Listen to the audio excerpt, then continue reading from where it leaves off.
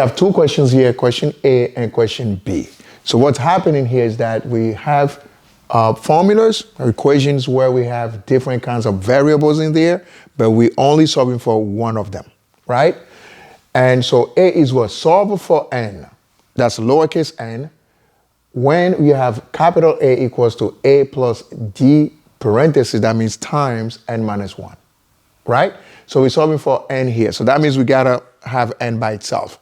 Now, we have parentheses. All the time when you have parentheses in an equation, remember, you always go for it, all right? And in this case, we have to remove the parentheses, so that means what? So that means we're gonna have to multiply d by n and d by -1. So let's go. So we have A equals, so we have lowercase a plus then d times n is gonna give us what? dn. Minus d times -1 is -d, all right? That's it, after you multiply that. Now, remember what are we solving for is n. So because we're solving for n, what's gonna happen?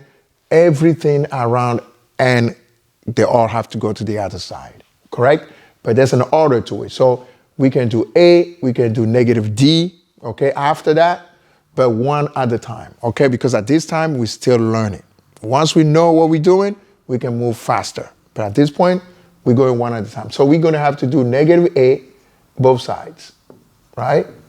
So -a both sides, so it's gonna give us what? A minus A, because remember capital A minus lowercase a, because both of them are not the same thing at all, because a lot of times people make that mistake to think that because these two are A's, so they account for the same thing. No, they are two different variables in this problem.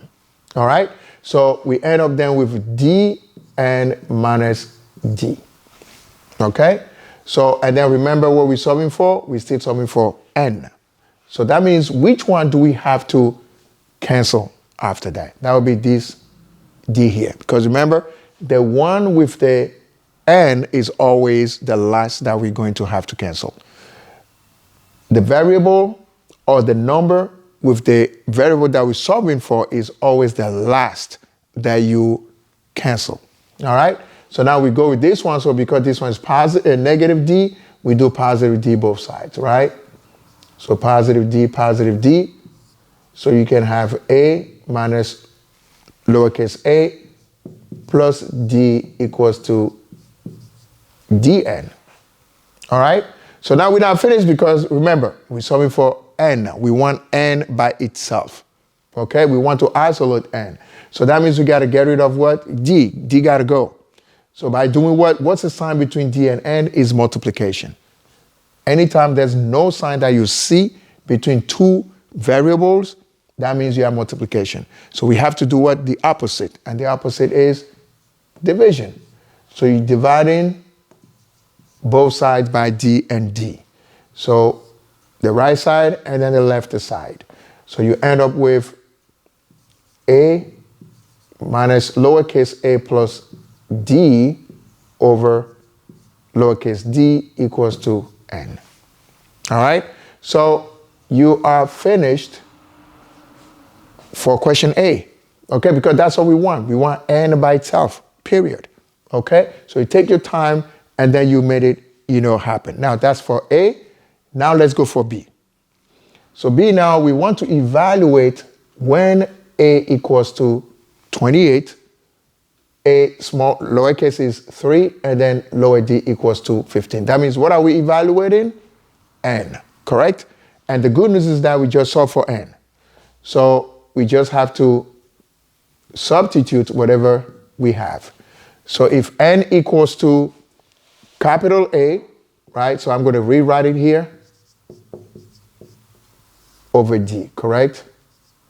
So this is what we have. So now we're going to substitute in there. So what is capital A? 28. Minus, what is lowercase a? Is 3. And then what is lowercase d? That's 15. Over d, which is what? 15. All right? So now the first thing we got to do is to combine everything that we have on the top and then divided by 15 at the bottom, right? So we can take it one at a time.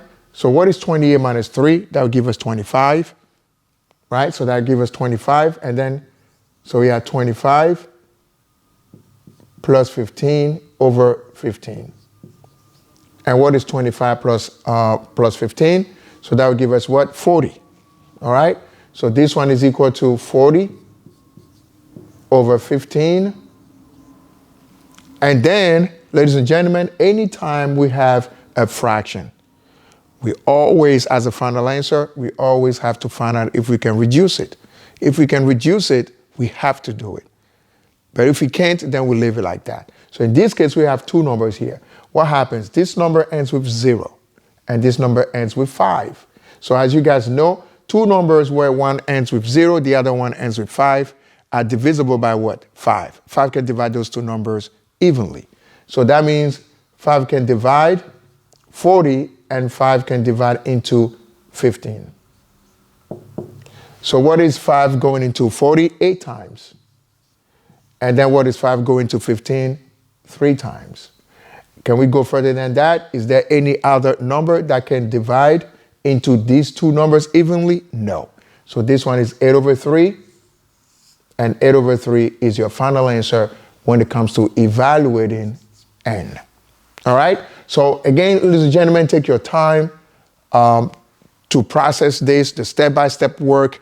Again, do not try to go too fast until you learn how to work these problems out, and then you can run after that, okay? All right, so see you in the next video.